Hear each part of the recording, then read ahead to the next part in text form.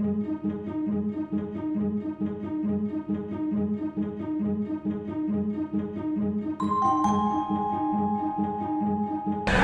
my name is Mphuthumi Ntabeni. I'm an author of this book called The Broken River Tent. It's my debut novel, but I have written short stories before that was published even in the US. And I also have written some plays that have played in Grahamstown Arts Festival. The Broken River Tent is, I will say it falls under the genre of historical fiction. So it's a story of one of the Xhosa chiefs called Maqoma. I'm not sure if most people know that what we call frontier wars. Those are the wars when the British settled in the Eastern Cape, and they fought with the Xhosa 9 wars, and Maqoma led 5 of those.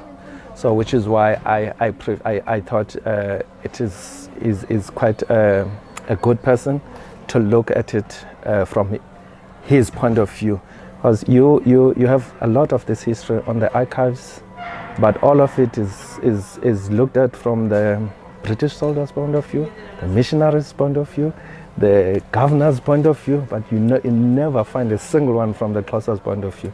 So I thought, let me try that and see how it would go. When I wrote this book, I was looking for something like it to read. I just couldn't find it, you understand?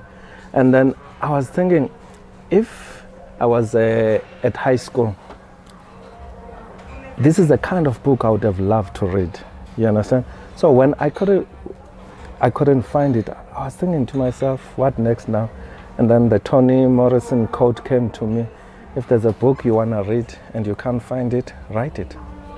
You understand? So that's how this thing came about in a way. You see, Xhosa fought for 102 years with the British, you understand? And they were never, the wars were always on this side sometimes, on this side sometimes, you understand? You know how the British actually defeated Xhosa was firstly in the mind, and then when also Xhosa lost their self-sustenance, they couldn't feed themselves. You understand? And what I call Nongqawuse syndrome. You understand? That when they started killing their cattle and all those things.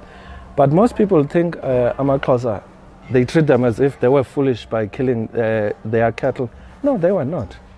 It's because the cattle were dying from rinderpest. You understand? And the rinderpest was introduced by a type of cattle that was imported from Holland called the Friesland. And then when it get to the Eastern Cape, it wiped the stock of Xhosa. So Xhosa were desperate. And then immediately they lost their food security. They became desperate, and then they became servants of white people. And nothing has changed basically since then. But I mean, we need to re-educate ourselves and then have more respect for our culture, for our past, you understand? It's difficult to do that when, especially the young, they think the most important thing are only things that come from the West. So we need to reteach them the importance of our own culture.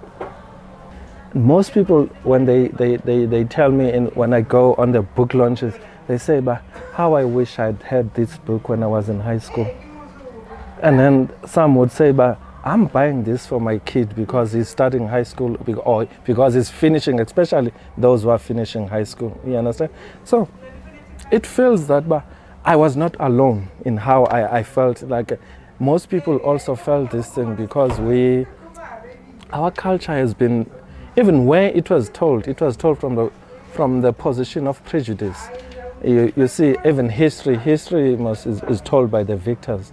So there's a Nigerian proverb that says, until the lions themselves have their own historians, the stories of the hunt will always glorify the hunter. You understand? I try to show that before, like for instance, before the white people came in our land, we were not living in paradise also. We had our problems, you understand? But how things happened made us forget, or thought who we are was lesser than other people. and we need to rediscover ourselves and reimagine who we are according to our own understanding, because we know a little bit who we are. And then I'm not saying people should not be educated, but when a person is educated with deep roots, is a strong person with deep identity.